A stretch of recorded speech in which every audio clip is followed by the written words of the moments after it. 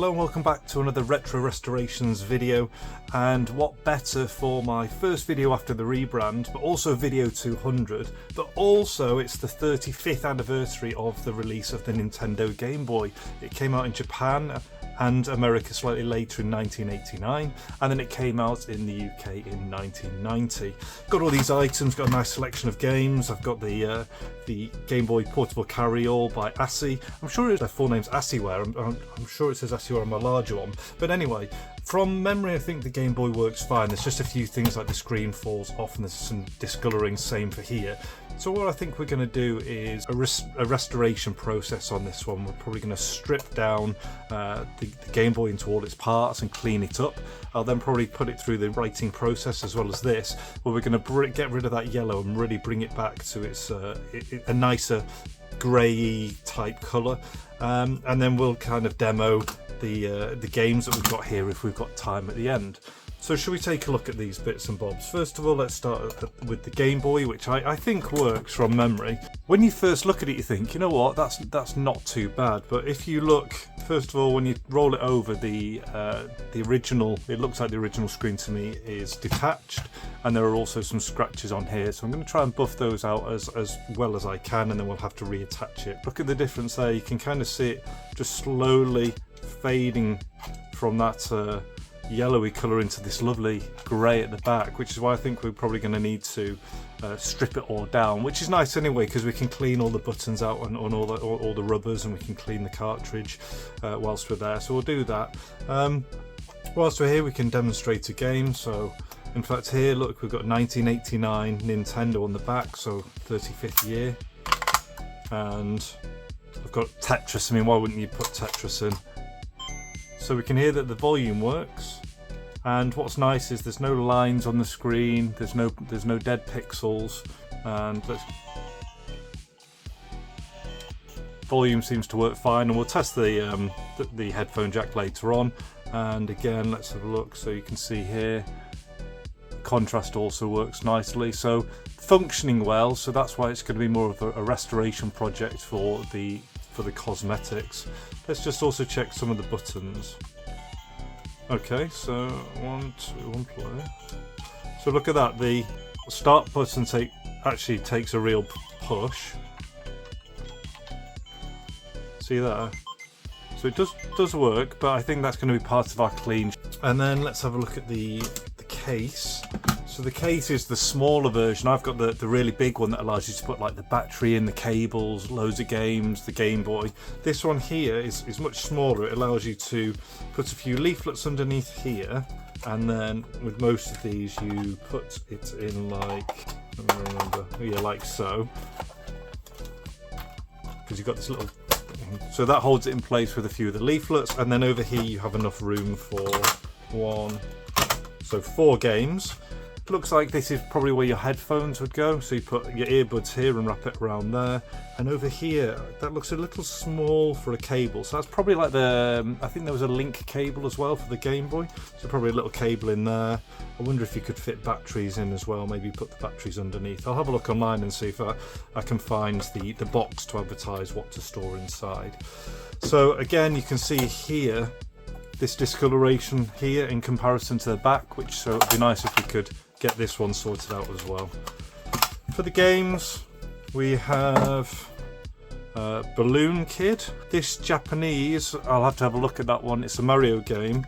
Obviously, it's got a number 2 there. So no, is that literally just Super Mario Land 2? I'm not sure. Buster Move 4. Kid Dracula. I think this is quite a popular game. Maybe even, I think it's worth a little bit of money. Kind of like, I think it's like a £20 game. Gremlins 2, The New Batch, 1990. Disney's The Little Mermaid. So a good selection of games there.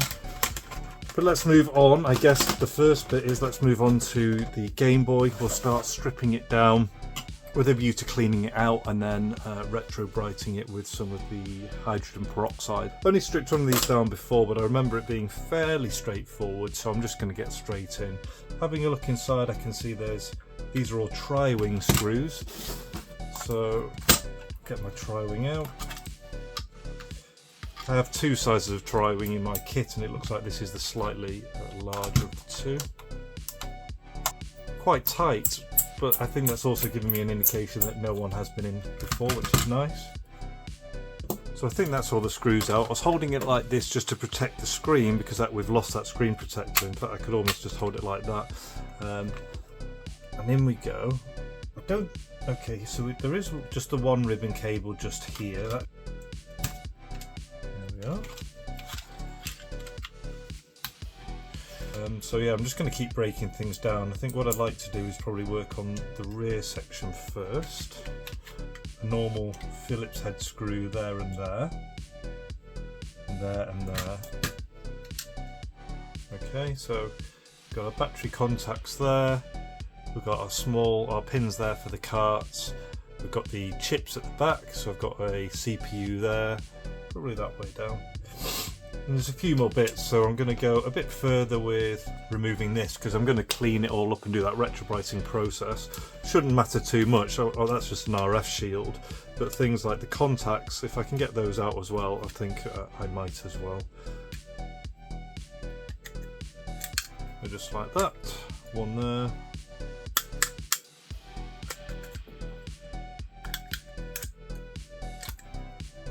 Cool, so that's all three of them out. We're just going to try and keep them in the same orientation, not that it would really make any difference. One last thing I might do is, I think these labels don't particularly like the process with the chemicals. I think it might degrade it. Let's see. Oh look, that's coming off really easily. So we will take that off. I think a good place to store that would just be on that RF shield. Yeah, see, it has a bit of a curl to it now, so we'll probably use some very thin double-sided tape, I think, to sort that out. But yeah, that's all stripped down to its plastic. Moving on to the other one now. It's weird, you always, you know, with the game gears, you always hear about the capacitors going bad, and yet there's some in here, and you very rarely hear people going, oh yeah, get in the Game Boys and change them, even though they're 35 years old. I wonder how much longer we've got until that becomes a thing for Game Boy. 1, 2, 3, 4, 5, 6, 7, 8, 10 screws here. So there's a couple of plastic clips just here and here, so obviously we've just got to move those out of the way, and then the board will come out. So it seems to be something holding it in place around here. Don't want to damage. Yeah, okay, I was just being overly cautious by the look of it. It's probably just the friction on those grey pegs. Speaker could use a little bit of a clean up. Here's our pads here, and then we've obviously got all our controls down there. And that's our Game Boy now stripped all the way down to the plastics, and again, look at the difference there, you can see it. So that's all done. So the first thing I'm actually going to do is wash these bits, this bit, these bits here, so just the plastics. So I'm also going to do this as well, so I'll take the strap off there and I'll give this a thorough wash. So yeah, I'll do that. I'll catch you in a minute. Right, that's me back. The plastics have all just been given a good wash, getting in all the corners and everything, and they're now drying in the kitchen. I've also ordered some more hydrogen peroxide. I checked, and if it's kind of left in the bottle unopened, it can last up to 3 years, but once it's open, apparently it doesn't last more than a few months. So I've got this one here, but I remember using it previously and then kind of pouring it back in, so it's probably going to be really ineffective. So rather than use it now, I've ordered some more. So now that I've done that, I thought I will just have a little tidy up on the other bits and bobs, clean up the games and clean up the boards. So we'll move on to that now. So let's start here. Just going to clean up the pads. There's kind of a load of mess around the outside, so what I'm going to do is just clean that up. Some LCDs don't like IPA, but I think this one will be okay.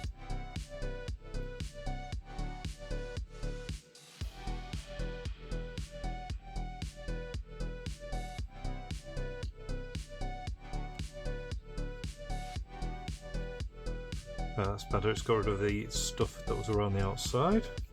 Beaker. I think that's going to be absolutely fine. Just getting all that muck out.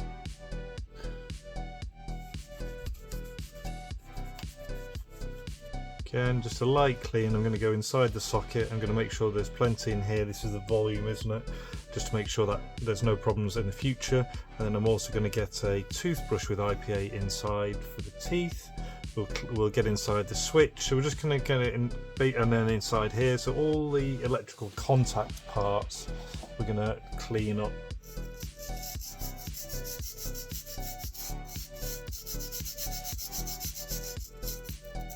So that's everything has now received a bit of a spring clean. So I think what I'll do next is have a look at this screen. There's a little bit of scratching. What I'm going to need to do is remove a little bit of, well, remove this old stuff as well, ready for re-adhering. And same, I'm going to have to kind of scratch it off on the Game Boy as well. So to do that, let's start with the stuff on the back. Probably just going to use a sharp razor blade and scratch it off.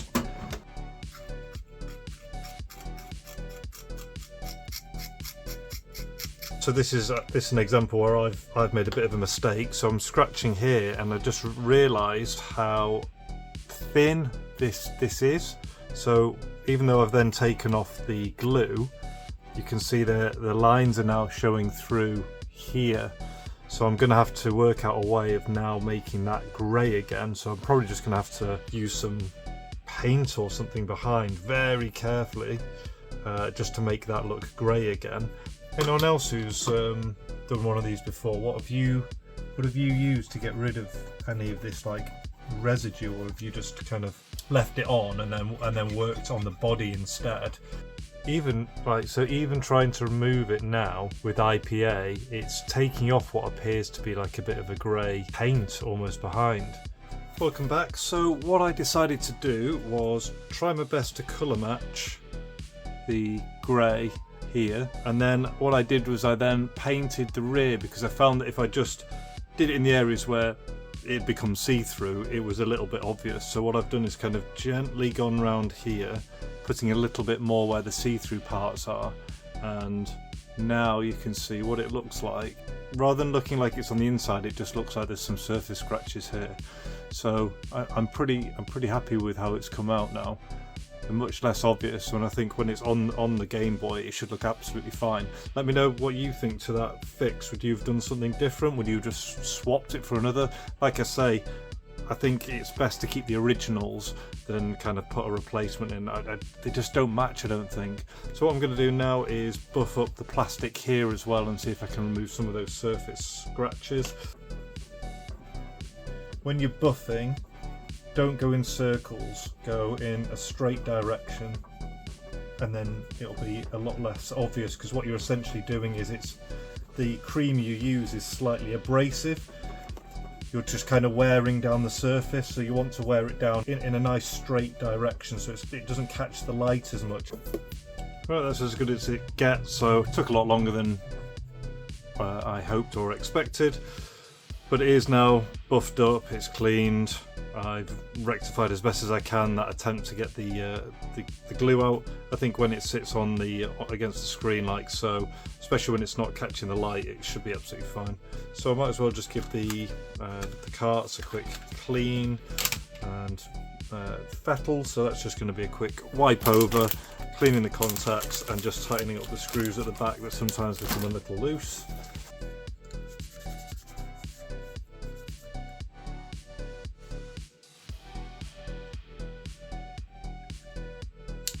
Oh, this is minging. It's absolutely horrible inside.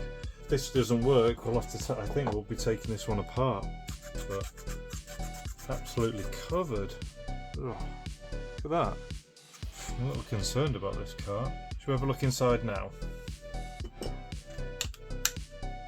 Down.